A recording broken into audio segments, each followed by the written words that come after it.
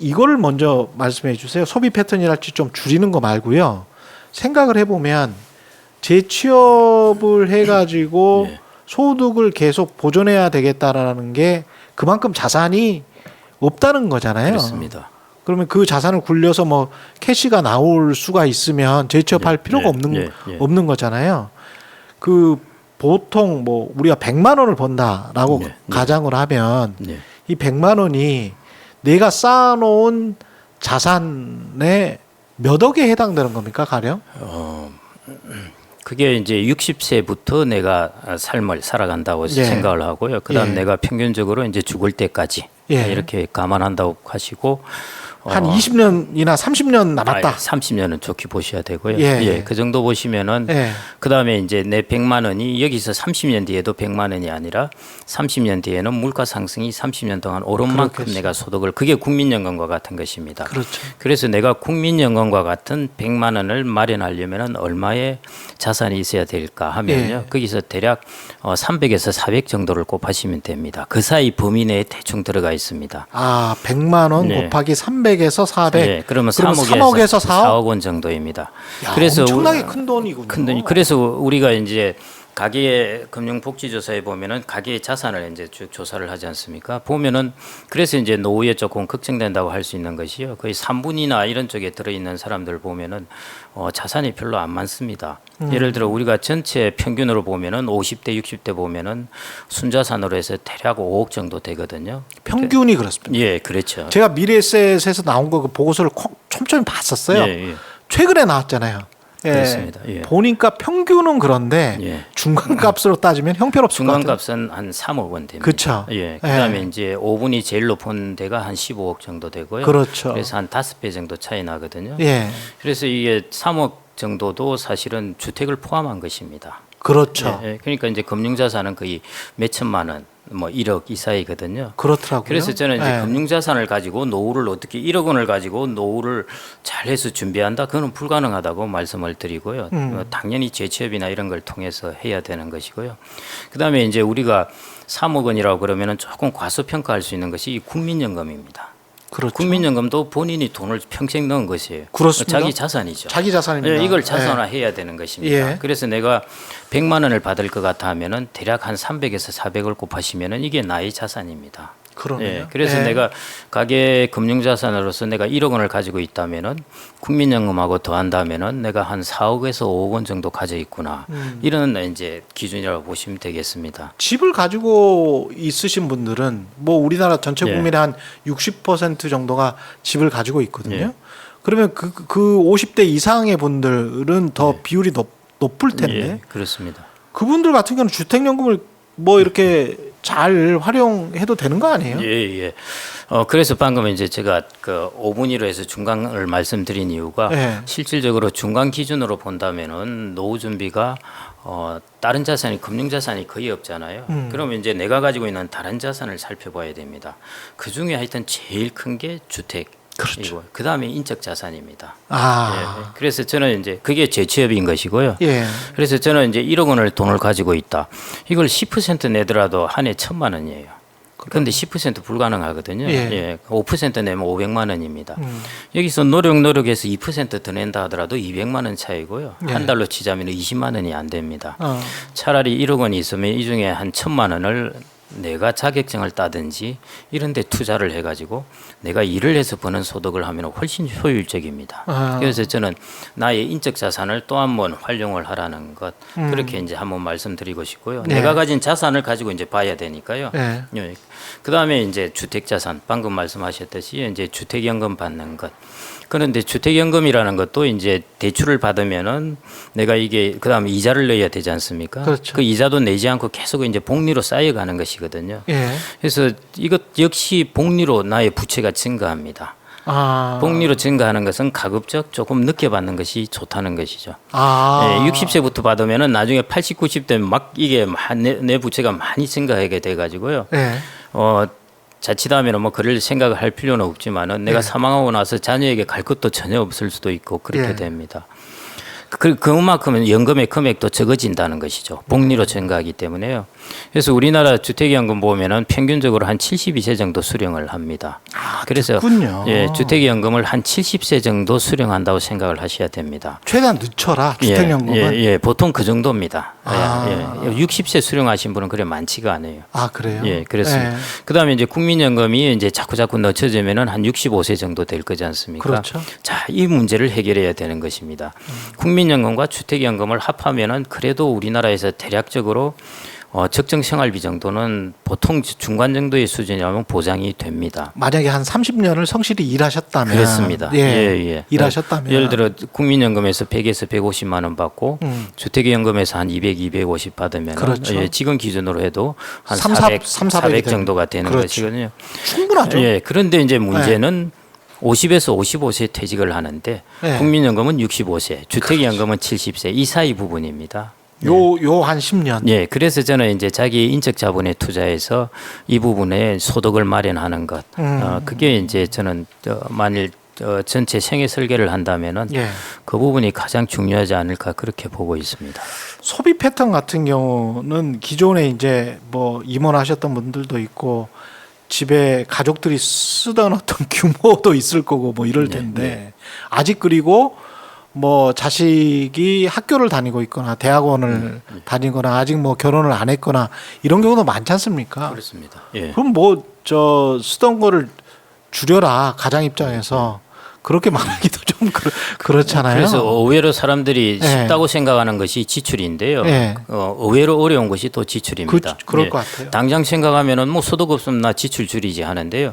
자기 혼자 줄이는 게 아니거든요. 방금 말씀하셨듯이 자녀들한테도 너 용돈 줄이라 뭐 하여튼 너에게 나가는 건 네가 알아서 하라 뭐 이런 것 그다음에 이제 자기 배우자에게도 그렇게 해야 되죠. 모든 사람들이 다 줄여야 되는 것입니다. 그렇죠. 그래서 실질적으로 이제 쉽지가 않습니다. 그런데 해야 됩니다.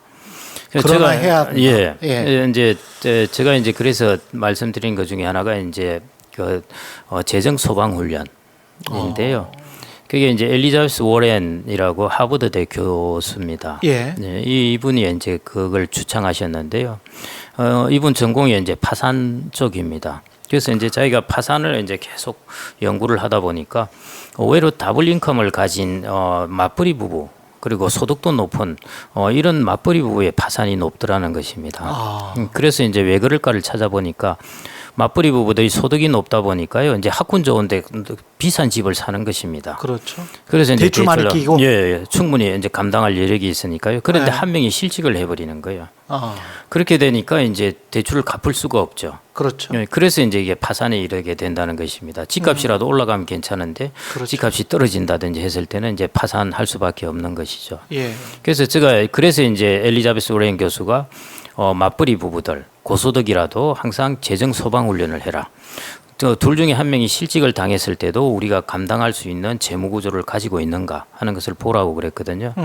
제가 이제 이걸 일반 퇴직을 앞둔 분들에게 이야기를 하는 말씀을 드리는 이유는 아까 말씀드렸듯이 재취업을 하게 되면은 동종에서 동종으로 가더라도 40% 정도 소득이 떨어진다고 그랬었잖아요. 그러네요.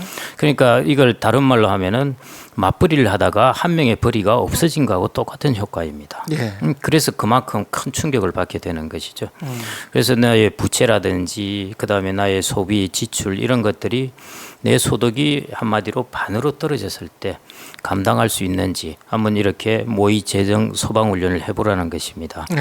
최근에 스트레스 DSR 같은 것도 이제 그런 거지 않습니까? 은행에 대한 은행 같은 경우에도 극단적인 환경이 닥쳤을 때도 괜찮은가 하는 부분이죠. 재정 소방 훈련이 마찬가지로 내 소득이 절반으로 떨어졌을 때 우리 가게는 지속 가능한가 하는 부분, 그런 부분을 한번 좀 체크해 보시는 게 필요할 것 같습니다. 그러면 이제 정신이 번쩍 들겠네요. 그렇습니다. 정신 번쩍 들면서 야 이거 줄일 수 있는 게 있는 거 아니야? 이러면서 이제 하나씩 체크를 해보게 되고. 일반적으로는 지속 가능하지 않고요. 그래서 이제 자기의 모아놨던 자산을 이제 이렇게 인출해서 쓸 수밖에 없게 되거든요. 그렇죠. 그렇게 쓰다 보면은 그 금방 없어집니다. 사실은. 자산의 금액이 아주 크다면 모르겠는데요. 자산 금액이 크지 않다면은 사실은 1, 2년 쓰면은 거의 없어져 버립니다. 왜 그런 뭐 뭐죠? 법칙 뭐 이런 것도 있지 않았나요? 4% 정도 자산에서 맞습니다. 이렇게 떼서 쓰면 배웠던 것 같은데. 예, 그게 4% 인출률인데요. 그렇죠, 그렇죠. 예, 그러니까 1억에서 4%라면은 내가 400만 원 쓸 수 있다는 겁니다. 그러니까 1년에 400만 원. 한 달에 30만 원 꼴인 것이죠. 그게 몇 년의 잔존 수명을 두고 대략 이제 평균 수명으로 계산을 했으니까요.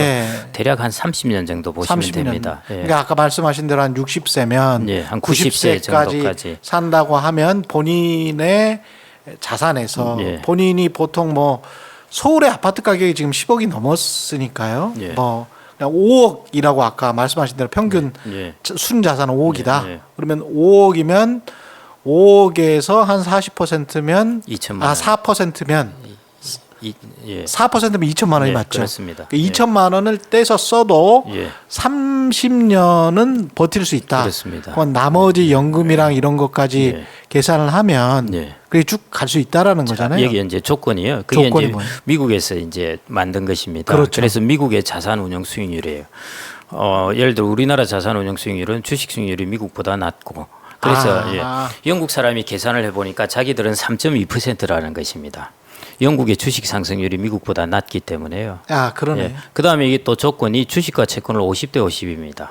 근데 우리 나이 들어서 주식 50할 사람 없지 않습니까? 젊어서도 50을 안 하니까요. 그래서 사실은 인출률이 미국 기준으로 4%인 것이고요. 우리나라 기준으로는 저는 거의 뭐 한 3% 미만 정도로 3% 미만으로. 뭐 영국이 3.2%라고 그러니까 우리도 대략 3%이 정도 보면 될 것 같은데요. 그러면은 금리도 3%인데 이게 말이 되느냐 하는데요. 여기서 인출률이란 것은 자기가 인출 금액을 물가 상승만큼 매년 올려가는 것입니다. 그래서 이게 이제 3% 금리인데 3% 인출을 하더라도 원금이 나중에 다 소진되는 이유가 물가 상승만큼 소득을 그만큼 더 빼내기 때문에 이제 그런 부분이 있습니다. 그렇죠. 근데 이게 중요한 게 이제까지 이제 뉴스나 신문에서 주로 뭐 방송도 마찬가지고요. 주로 이야기를 했던 거는 본인들이 축적한 자산에 관해서는 이야기를 하지 않고 앞으로의 캐시플로우가 300만 원이 필요하니 뭐 자산이 얼마가 필요하고 그렇게 되려면 다 턱없이 부족하다. 그러니까 본인이 쌓아놓은 자산은 한 푼도 그 손해가 안 가고 손을 안 대고 계속 계산을 해서 미래에 본인의 노후를 설계하라 이런 식의 이제 기사들을 많이 봤거든요. 근데 그거는 저는 좀 아닙니다. 그건 불가능하죠. 무리하다고 생각하고 생애자산 관리의 올바른 방법도 아닙니다. 그렇죠. 그래서 그렇게 생각하는 거는 좀 아닌 것 같다. 좋은 말씀하셨는데요. 그래서 인간의 이제 어떤 본성을 좀 극복해야 되는 게 그 중에 하나입니다. 왜냐하면은 인간은 뭔가 자기가 축적해 놓은 것들에서 빼기 시작할 때는 두려워하거든요. 두려워해요. 이걸 안 하려고 그래요. 그런데 이성적으로 보면은 이걸 해야 되는 게 합리적입니다. 그렇습니다. 왜냐하면은 돈을 내가 이때가 동안 축적을 했으면은 내가 죽을 때 맞추어서 내가 빼내서 인출을 해서 이걸 잘 맞추는 것 이게 가장 잘한 생애 자산 관리인 거죠. 다 쓰고 돌아가셔야지. 그렇죠. 다 쓰고 돌아가셔야지. 아니 자녀들 교육 잘 시키고 그랬으면 다 쓰고 돌아가시는 게 맞지. 원래 이론적으로는 딱 사망할 때 자기 있던 것을 다 쓰는 것. 영원히 되는 것. 그게 베스트입니다. 그래서 장례식 비용 뭐 한 1,000만 원, 2,000만 원 그 정도만 남겨두는 게 가장 좋겠죠. 그런 것은 이제 사망보험금으로 그냥 해결해 버리시면 되고요. 그렇죠. 내가 사망하면 나올 보험금을 가지고 해결하는 것이고요. 방금 좋은 말씀해 주셨는데요. 그런 것을 극복하는 것도 참 중요합니다. 내가 자산을 인출해서 쓰는 것에 대해서 부담이 없어야 두려워해서 모든 걸 자린고비처럼 행동을 하는 것입니다. 그렇습니다. 그러면 자기의 삶에 행복을 많이 깎아먹는 것이죠. 그렇죠. 나머지 잔존 수명에 피폐해지는 거죠. 그래서 삶이 피폐해지는 거예요. 합리적으로 계산을 하셔야 되는데요. 우리나라 사람뿐만 아니라 그 외국 사람들도 그런 면에서 인간이라서요. 마찬가지인데 그렇죠. 뒤에 가서 많이 쓴답니다. 불안해서 막 한 푼도 안 쓰고 이제 계속 있다가 이제 80 한 중반 되니까 이거 내 가만히 있어봐. 내 이게 곧 죽을 텐데 해서 쓴다고 그러거든요. 그래서 호텔의 스위트룸 같은 경우에도 의외로 80대 이런 분들이 많이 활용을 하십니다. 근데 그때 되시면 사실은 거동도 불편하신 분들이 많기 때문에 두 발로 걸어서 산은 못 가더라도 공원을 좀 돌아다니실 그 정도의 체력이 될 때 그 합리적으로 이렇게 그러니까 막스라는 부분은 아니고요. 맞습니다. 예, 그게 아주 중요합니다. 합리적으로 내가 60대, 70대 사실은 60대가 가장 중요한 기간이거든요. 그렇죠. 예, 가장 그래도 건강할 때이고 시간적 여유도 좀 있을 때고 하니까요. 이런 때 나의 소득을 잘 배치를 해놔가지고 그래서 전체 노후의 삶을 이렇게 좀 풍요롭게 보내는 것. 그래서 이제 생애 설계를 하는 것입니다. 우리가 지금 가장 많이 닮아간다는 일본 같은 경우에 어떻습니까? 70대 이후에도 일하시는 분들이 많으세요? 많습니다. 일본도 많고요. 우리나라가 특히 이제 좀 많고 그러는데요. 우리나라가 최근에 이제 70대의 취업률, 고용률이라고 할 수 있겠죠. 그게 계속 올라가고 있습니다. 사실은 안타까운 일이거든요. 이게 그렇죠. 꼭 서구 사회 같은 경우에는 이제 정년이 65세 주로 이상이지 않습니까? 뭐 자기가 하기 싫으면 빨리 나와도 되는데 하고 싶다면 그 이상까지 할 수가 있거든요. 그러니까 그 정도까지 일을 하면은 한 40년 이상 일을 합니다. 그러니까 일을 하고 나와서 그냥 사회봉사나 이런 것 하고 그냥 지내는 것이죠. 또다시 생업 전선에 잘 뛰어들지를 않습니다. 근데 우리나라는 이제 좀 빨리 나오고 그다음에 연금이라든지 이런 준비가 서구 사회보다는 훨씬 덜 되어 있지 않습니까? 그렇죠. 그런 부분에서 지금 사실은 70대 고용률이 높아지는 것은 그런 부분이 많습니다. 60대 고용률도 사실은 절반 이상이 이제 생계를 위해서 나간다는 것이거든요. 70대 같은 경우는 지금 70세에서 74세 이 정도까지 보면은 고용률이 거의 한 40%에 해당됩니다. 그렇군요. 이거는 세계적입니다. 일본이 높아요. 일본이 높은데도 일본은 우리 절반 정도 되고요. 그다음에 다른 나라들은 뭐 한 자릿수 이하입니다. 그게 사회적으로도 대비를 해야 된다고 아까 말씀하셨잖아요. 개인 이야기를 많이 했었는데 사회적으로 좋습니까? 안 좋습니까? 이게 그럼 어쩔 수 없는 겁니까? 사회적으로 사실은 이제 안 좋다고 봐야 되죠. 왜냐하면은 내가 그다음에 정규직이고 좋은 노동 시장에서 65세에서 70세까지 있는 것이 가장 좋죠. 사실은. 그런데 개인한테는 그렇죠. 그런데 내가 이제 한 55세 정도에 나온다 하면은 나머지 한 10년 정도를 내가 비정규직이라든지 그렇죠. 이런 쪽으로 이제 그리고 이제 노동 시장에서 뭐 누가 도와주는 사람도 없습니다. 거기는 그렇죠. 나의 노동 조건이 열악하다고 말해주는 사람도 없고요. 그 시장에서 한 10년 정도를 지내야 되는 것이거든요. 이게 우리나라의 노동 시장에 저는 아주 독특한 구조라고 봐요. 그래서 우리나라 노동 시장은 다른 서구 시장의 노동 시장을 연구한 사람들은 이 시장도 저는 연구해야 된다고 보는데요. 예를 들어 55세에서 64세의 고용률을 보면은 우리나라가 한 68%, OECD 국가들이 한 62%, 뭐 비슷합니다. 그런데 이제 재밌는 것은 55세에서 64세의 임시직 비율이요. 우리나라가 한 34%, OECD 평균이 한 8%입니다. 여기서 딱 본질적인 특징이 드러나는 것이죠. 여전히 고용률은 높은데 지금도 신규 고용 보면은 다 60대 이상이에요. 인구가 늘어나고 그러니까요. 여전히 고용률은 높은데 임시직의 비율이 다른 나라에 비해서 이제 압도적으로 OECD 국가들에 비해서는 압도적으로 높다는 것입니다. 이게 정규직에서 바로 비정규직으로 가는 거고요. 그렇습니다. 사실은 전문직인 변호사분들도 파트너가 되면 사실은 영업사무의 역할을 해야 되고 본인이 따온 이제 그 수임 사건을 가지고 또 이렇게 먹여 살려야 되기 때문에 밑에 있는 이제 변호사들을 그렇게 생각을 해보면 나이가 들면 들수록 정규직에서 비정규직으로 이렇게 떨어지게 되는 그게 거네요, 이제 뭐 어떻게 보면 자연스러운 현상이기도 하고요. 정규직은 젊은 사람들한테 물려주고 이제 왜냐하면 자기는 노후 준비를 좀 해놨으니까요. 그래서 이제 비정규직에 가서 일을 해도 되는데 우리는 그 기간이 너무 길다는 것입니다.